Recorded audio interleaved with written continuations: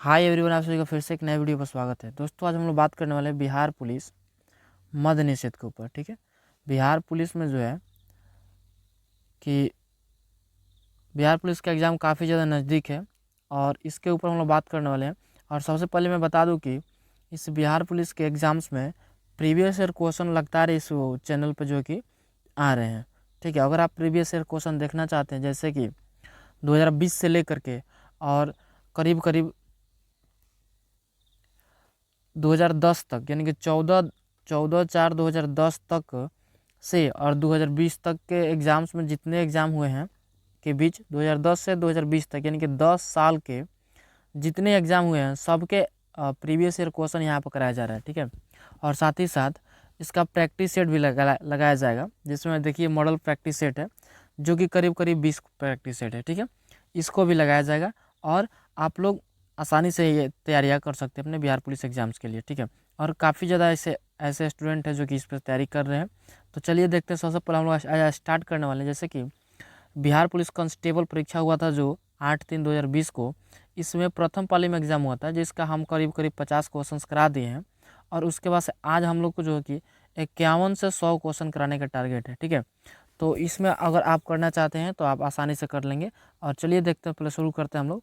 तो यहाँ से जो क्वेश्चन शुरू होता है, हम लोग का क्वेश्चन ये है कि करे कि वायुमंडल में तापमान की सामान्य पतन दर है। वायुमंडल में तापमान का सामान्य यानी कि बराबर पतन दर कितना है। तो वायुमंडल में तापमान जो है कि करीब करीब 6.5 डिग्री सेल्सियस प्रति किलोमीटर, यानी कि 1 किलोमीटर में 6.5 डिग्री सेल्सियस सामान्य तापमान वहाँ का है। ठीक है, वायुमंडल का।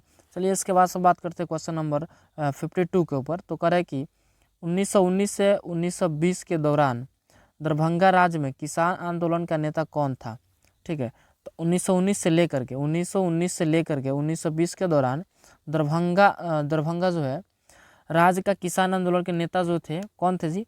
तो ये हो जाएगा स्वामी विवेकानंद, विधानंद, सॉरी, स्वामी विधानंद, यानी कि ऑप्शन नंबर बी हम लोग के लिए करेक्ट है। चलिए इसके बाद से बात करते हैं नेक्स्ट क्वेश्चन के ऊपर।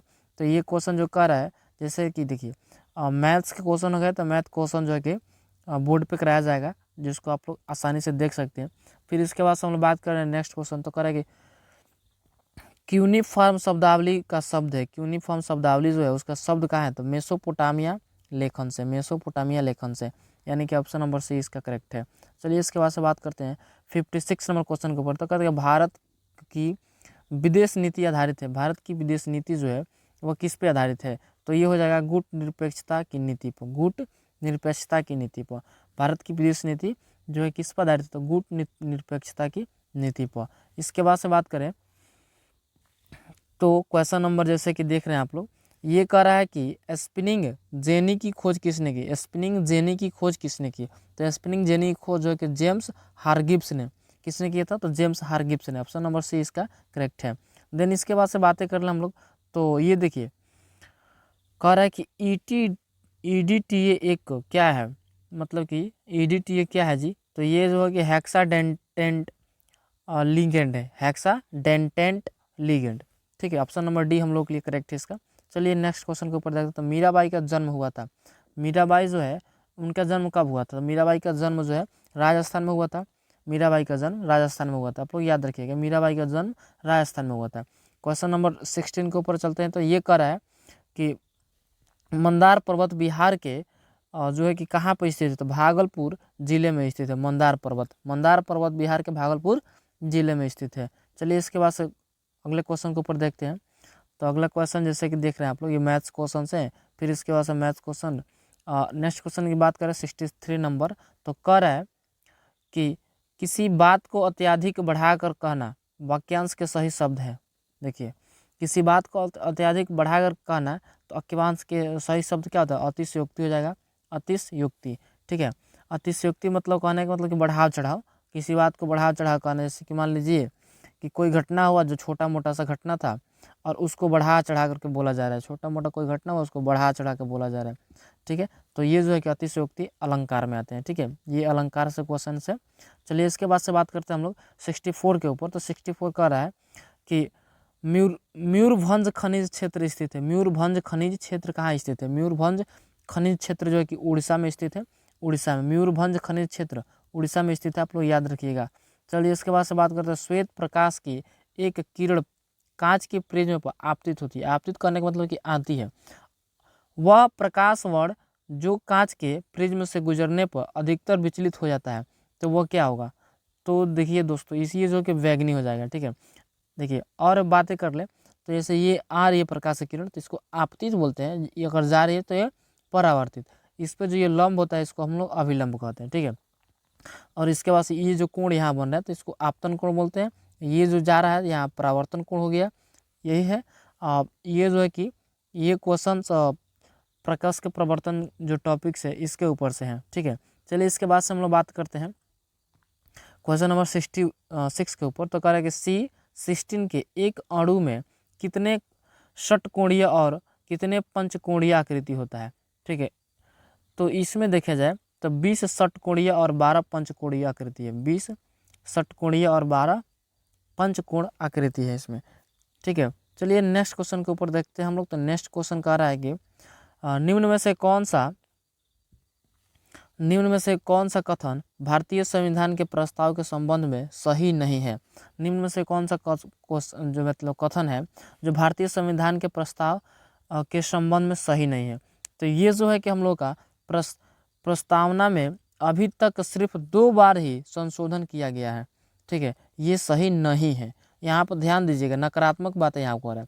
अगर यहाँ पे ये तक नहीं रहता, मान लीजिए कि कहता है कि निम्न में से कौन सा कथन भारतीय संविधान के प्रस्तावना के संबंध से है, तो ये अलग हो सकते थे। लेकिन ये करेक्ट नहीं है, तो कहेंगे प्रस्तावना में अभी तक सिर्फ 2 बार ही संशोधन किया गया। ये हम लोग का आंसर हो जाएगा डी। चलिए इसके बाद से बात करते हैं हम लोग क्वेश्चन नंबर नेक्स्ट क्वेश्चन के ऊपर। तो नेक्स्ट क्वेश्चन ये जैसे कह रहा है कि हिंद महासागर में अमेरिका नौसेना अड्डा स्थित है। हिंद महासागर में अमेरिका नौसेना अड्डा कहाँ स्थित है? तो डिएगो गार्सिया में। डिएगो गार्सिया में। ठीक है, ऑप्शन नंबर सी हम लोग का करेक्ट है, डिएगो गार्सिया में। चलिए अगला क्वेश्चन की ओर बात करते हैं। तो अगला क्वेश्चन कह रहा है कि मानव त्वचा का अध्ययन करने वाले विज्ञान की शाखा कहलाती है। मानव त्वचा का अध्ययन करने वाले विज्ञान की शाखा क्या कहलाती है? मानव त्वचा का अध्ययन करने वाले विज्ञान की शाखा जो है वो हो जाएगी डार्मेटोलॉजी। डार्मेटोलॉजी, ऑप्शन नंबर डी इसका करेक्ट है, डार्मेटोलॉजी। यानी कि मानव त्वचा यानी कि मनुष्य के जो चाम है, चाम का अध्ययन करने वाला विज्ञान की शाखा कहलाती है डार्मेटोलॉजी। चलिए इसके बाद हम लोग बात करते हैं क्वेश्चन नंबर 73 के ऊपर। तो निम्नलिखित नदियों में से कौन सी नदी अफ्रीका महाद्वीप में स्थित नहीं है? निम्नलिखित नदियों में से कौन सी नदी है जो अफ्रीका महाद्वीप में स्थित नहीं है? तो हडसन भी एक नदी का नाम है जो कि अफ्रीका महाद्वीप में वो नहीं है। ठीक है, चलिए इसके बाद हम लोग बात करते हैं रॉकेट किसके संरक्षण के सिद्धांत पर कार्य करता है? ठीक है, रॉकेट जो है किसके संरक्षण के सिद्धांत पर कार्य करता है? तो रॉकेट किसके संरक्षण पर सिद्धांत पर कार्य करता है? तो रेखीय संवेग। चलिए नेक्स्ट क्वेश्चन के ऊपर बात करते हैं हम लोग। तो नेक्स्ट क्वेश्चन है कि निम्न में से कौन सा एक रूपांतरित तना है? निम्न में से कौन सा एक रूपांतरित तना है? तो ये हो जाएगा आलू यानी कि हम लोग का ऑप्शन नंबर बी करेक्ट है। चलिए नेक्स्ट क्वेश्चन है, जैसे आप लोग देख रहे हैं क्या हो रहा है कि लोक लेखा समिति अपनी रिपोर्ट प्रस्तुत करती है। लोक लेखा समिति जो है अपनी रिपोर्ट कहाँ प्रस्तुत करती है? लोकसभा के स्पीकर को। लोकसभा के जो स्पीकर है उनके पास अपनी रिपोर्ट प्रस्तुत करती है। ठीक है, चलिए नेक्स्ट क्वेश्चन के ऊपर हम लोग ध्यान देंगे। तो क्वेश्चन नंबर जैसे कि देख रहे हैं आप लोग 79 है। ठीक है, 79 नंबर क्वेश्चन है, ये कह रहा है कि चांद का मुंह टेढ़ा है। कृति के मतलब इस कृति के लेखक कौन है? चांद का मुंह टेढ़ा है, इस कृति के जो लेखक होगा मुक्तिबोध। चांद का मुंह टेढ़ा है, इस कृति के लेखक है मुक्तिबोध। चलिए नेक्स्ट क्वेश्चन के ऊपर देखेंगे हम लोग। तो कह रहा है कि केचुए में क्लेटल खंड होते हैं। केचुए में क्लेटल खंड होते हैं, तो ये हो जाएगा सी, यानी कि 14, 15, 16 और 17 इतने खंड होते हैं। ठीक है, क्लेटल खंड इसमें 14, 15, 16, 17 होते हैं। ठीक है, केचुए में। चलिए इसके बाद से हम लोग बात करते हैं क्वेश्चन नंबर नेक्स्ट क्वेश्चन जैसे कि 81 नंबर से। तो कह रहे हैं क्लोरोफिल जो है मैग्नीशियम की उपस्थिति में बनता है। ये तो सबको पता, अगर केमिस्ट्री सही से पढ़े होंगे आप लोग तो क्लोरोफिल जो है कि मैग्नीशियम यानी कि Mg। ठीक है, मैग्नीशियम के उपस्थिति में बनता है। चलिए इसके बाद से हम लोग बात करते हैं क्वेश्चन नंबर 82 के ऊपर। तो कह रहा है कि प्रकाश अनुवर्तन में जुड़े हुए हार्मोन है। प्रकाश अनुवर्तन में जुड़े हुए हार्मोन जो है कि ऑक्सीजन है। प्रकाश अनुवर्तन में कौन सा ऑक्सीजन जुड़े होता है, कौन सा हार्मोन जुड़े हैं, तो ऑक्सीजन। चलिए इसके बाद से हम लोग बात करने वाले हैं क्वेश्चन नंबर नेक्स्ट के ऊपर। तो कह रहा है कि उन तत्वों का समूह छांटिए जिसमें केवल धातु ही हो। उन तत्वों का समूह छांटिए जिसमें केवल धातु ही हो। तो ये हो जाएगा ये बेरिलियम, BeCaSr और Na, ठीक है। चलिए इसके बाद से नेक्स्ट क्वेश्चन के ऊपर ध्यान देते हैं हम लोग। तो अगला क्वेश्चन कर रहे हैं कि राज्य सरकारों का संवैधानिक प्रमुख कौन होता है। राज्य सरकारों का संवैधानिक प्रमुख कौन होता है। राज्य सरकार का संवैधानिक प्रमुख जो तो राज्यपाल होता है, तो राज्यपाल हो जाएगा ऑप्शन नंबर हम लोग का बी। चलिए इसके बाद से बात करते हैं हम लोग। कह रहा है कि मॉन्टेग्यू चेम्सफोर्ड की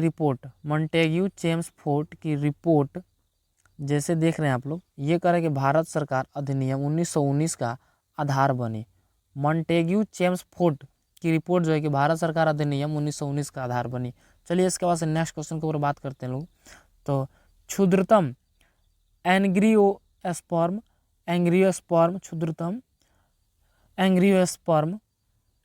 ये जो है क्वेश्चन नंबर से है, इसका ऑप्शन नंबर जो कि बी हो जाएगा, ओल्फिया। क्षुद्रतम एंगियोस्पर्म ओल्फिया इसका ऑप्शन हो जाएगा, यानी कि बी नंबर। चलिए इसके बाद से नेक्स्ट क्वेश्चन के ऊपर ध्यान देते हैं हम लोग। तो नेक्स्ट क्वेश्चन का रहा जैसे कि पिछले कुछ वर्षों में अर्थव्यवस्था की किस क्षेत्र ने बिहार में सबसे तेजी से विकास दर्ज किया है। पिछले कुछ वर्षों में अर्थव्यवस्था की किस क्षेत्र ने बिहार में सबसे तेज विकास दर्ज किया है। तो ये क्वेश्चन है जैसे कि देख लें विनिर्माण हो जाएगा, ठीक है। चलिए आनुवंशिकता का जनक है, आनुवंशिकता जो है इसका जनक कौन है, आनुवंशिकता का ग्रेगर जॉन मेंडल, यानी कि ग्रेगर मेंडल इसमें दिया हुआ, ठीक है। तो चलिए इसके ये क्वेश्चन हो गए। फिर 91 नंबर को किस अनुच्छेद के अनुसार भारत के राष्ट्रपति द्वारा राष्ट्रीय आपातकाल की घोषणा की जा सकती है। किस अनुच्छेद के अनुसार भारत के राष्ट्रपति द्वारा राष्ट्रीय आपातकाल की घोषणा की जाती है। तो ये हो जाएगा अनुच्छेद 352 के द्वारा, ठीक है।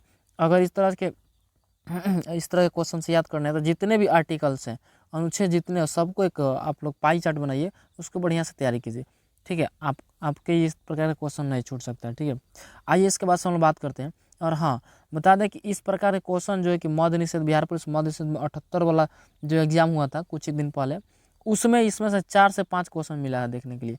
तो आप लोग इसको रट्टा मार दीजिए, एकदम समझिए, इसको घोर के पी जाइए, तभी जाके आपका एग्जाम क्लियर हो पाएगा, ठीक है। ऐसे तो बहुत ऐसे स्टूडेंट मिलेंगे जो कि सेटिंग कराते हैं, लेकिन इन लोगों से दूर रहना है, अच्छे से तैयारियाँ करना है, ठीक है।